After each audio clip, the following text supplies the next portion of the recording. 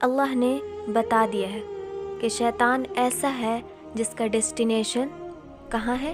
جہنم میں، ٹھکانہ کہاں ہے؟ جہنم میں۔ پر ہمیں نہیں پتہ کہ ہمارا ٹھکانہ کہاں ہے، جنت یا جہنم۔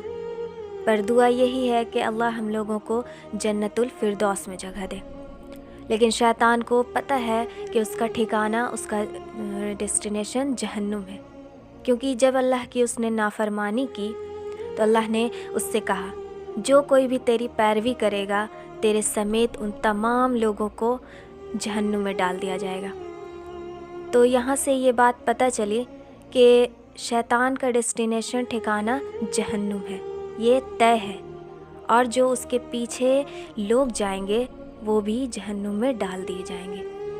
مثال کے طور پر جیسے اللہ نے کہا کہ اپنا مال اللہ کے راستے میں خرچ کرو، اور جب ہم خرچ کرنا چاہتے ہیں تو شیطان اکثر خوف دلاتا ہے کہ تمہارے اپنے خرچے پورے نہیں ہوتے ہیں تو اللہ کے راستے میں کیا خرچ کرو گے، یعنی طرح طرح کے وسوسے دماغ میں ڈالتا ہے، اور ایسے کر کے وہ انسان کو خوف میں ڈال دیتا ہے۔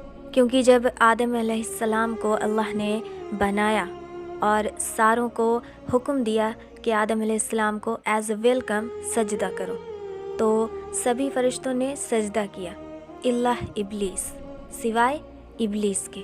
تو اللہ نے کہا اب جب تو نے میرے باتوں کا انکار کیا ہے تو یہاں سے چلا جا۔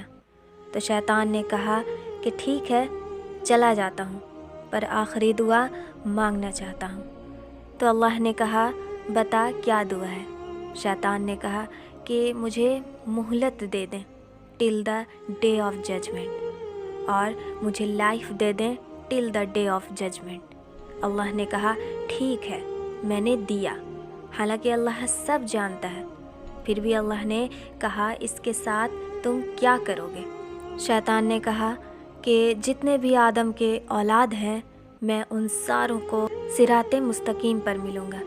یہ نہیں کہا شیطان نے کہ میں کسی گندی جگہ پر ملوں گا، اور میں ان کے سامنے سے آؤں گا، میں ان کے پیچھے سے آؤں گا، میں ان کے رائٹ سائڈ سے آؤں گا، میں ان کے لیفٹ سائڈ سے آؤں گا، اور یہ زیادہ تر تیرے ناشکر نکلیں گے اور زیادہ تر تیرے نافرمان نکلیں گے اور تیری باتوں کا انکار کریں گے، اور یہ میں پروف کرنا چاہتا ہوں کہ یہ سارے کے سارے تیرے نافرمان ہیں، میرے ہی جیسے ہیں۔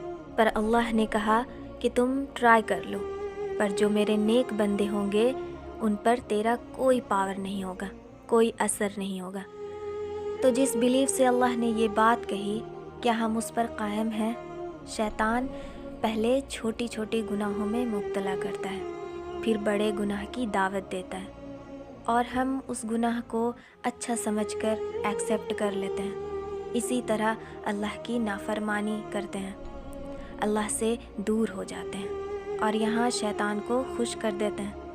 تو آج سے ٹھان لے کہ اللہ کو ناراض نہیں کرنا ہے، اللہ کی نافرمانی نہیں کرنی ہے، اللہ کو خوش کرنا ہے۔ اور یہ کب ہوگا؟ جب ہم اللہ کو جانیں گے، اللہ کے احکامات کو جانیں گے، سمجھیں گے، رسول اللہ صلی اللہ علیہ وسلم کے بتائے ہوئے راستے پہ چلیں گے۔ تو بس دعا ہے کہ اللہ ہم سے ناراض نہ ہو اور ویسے کاموں سے بچائے جو شیطان کی طرف لے جاتا ہے، اور اس کے وسوسوں سے محفوظ رکھے۔ آمین۔